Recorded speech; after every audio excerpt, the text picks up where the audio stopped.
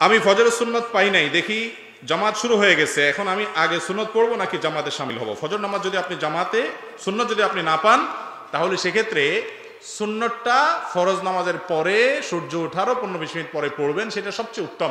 তবে ফজরের জামাত চলাকালীন সময়ে যদি আপনি দ্বিতীয় রাকাত পাওয়ার সম্ভাবনা থাকে, তাহলে সেক্ষেত্রে হানাফি মাযহাব অনুযায়ী আপনি সুন্নত পড়ে শামিল হতে পারেন। সেক্ষেত্রেও মসজিদে যেখানে জামাত হচ্ছে একেবারে ঠিক ওখানে কাতারের আশেপাশে দাঁড়াদাঁড়ি করা এটা অনুচিত, কারণ সেটা জামাতের শানের সাথে যায় না। যদি পড়তে হয়, অনেক সালাফ থেকে বর্ণিত আছে, একটু বাইরে হয়তো বারান্দায় বা উপরে নিচে অন্য কোথাও পড়ে আপনি শামিল হলেন। তবে অনেক উলামায়ে কেরাম সেটাও নিষেধ করেছেন, কারণ হাদিসে আসছে ইযা উকিমাতিস সালাহ ফালা সালাতা ইল্লাল মাকতুবা, যখন নামাজের একামত শুরু হয় তখন ফরজ ছাড়া আর কোনো নামাজ পড়া জায়েজ নাই।